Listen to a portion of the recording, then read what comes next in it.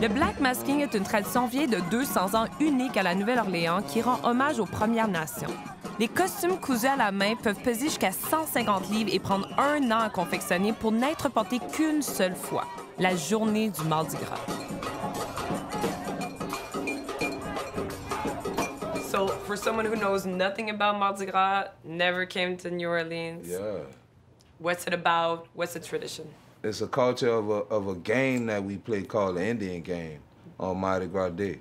So it's a beef, it's a challenge, and it's who made the best suit throughout the year, throughout the beading and the rhinestoning and the feathering and everything. So, yeah. How many people participate?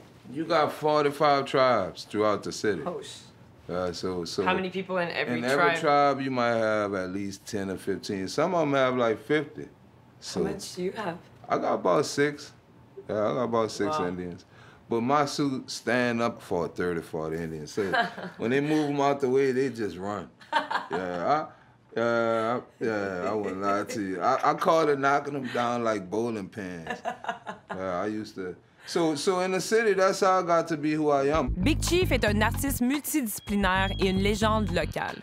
Il peaufine ses techniques de perlage depuis plus de 30 ans. Le prestige d'un grand chef est représenté par la beauté et la complexité de ses costumes, mais aussi et surtout par son influence au sein de sa communauté. Demond Melancon est un artiste important grâce à qui la culture du black masking voyage à travers différents musées. The beadwork is considered a folk art.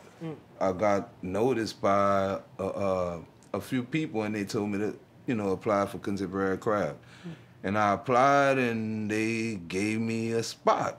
And so people around the world, when they came to the fest, they saw your work? They bought it out, so they bought all my stuff.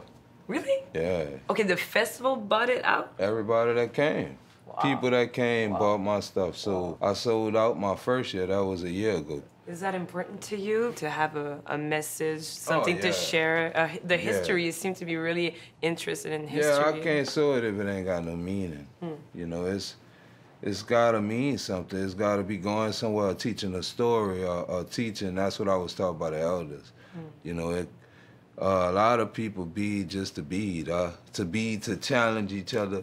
But that's what my challenge was when I make my suit as a big chief. I'm making a suit to challenge and to show something that nobody know, and they gotta go in the book. You gotta ask me to learn it. So that's the secrecy of making a suit.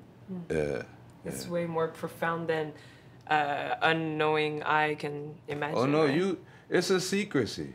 We not supposed to tell nobody. You're supposed to see it and try to wonder. Yeah. I like that.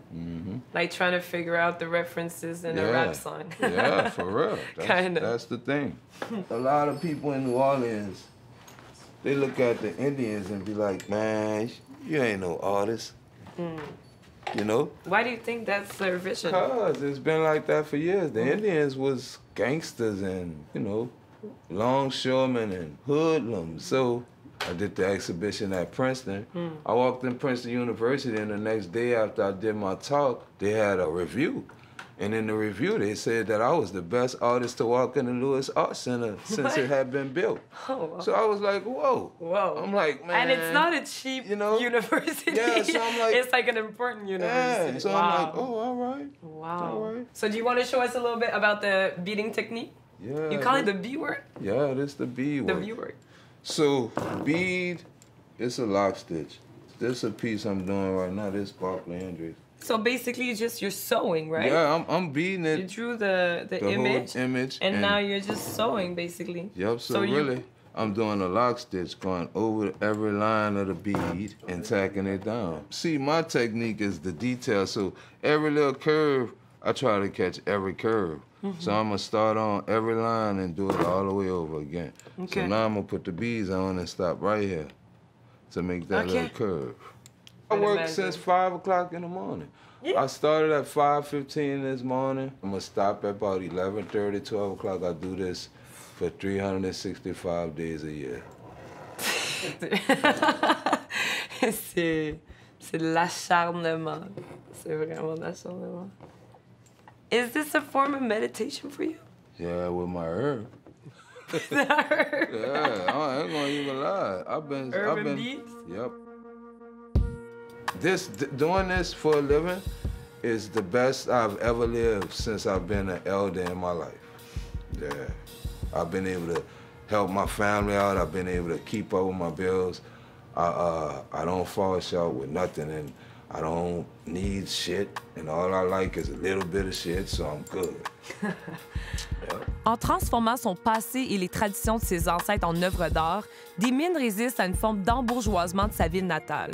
Une perle à la fois, il continue d'écrire son histoire et celle de sa communauté. Pour en apprendre plus sur Demond Melancon, alias Big Chief, je vous suggère fortement le documentaire All on a Mardi Gras Day.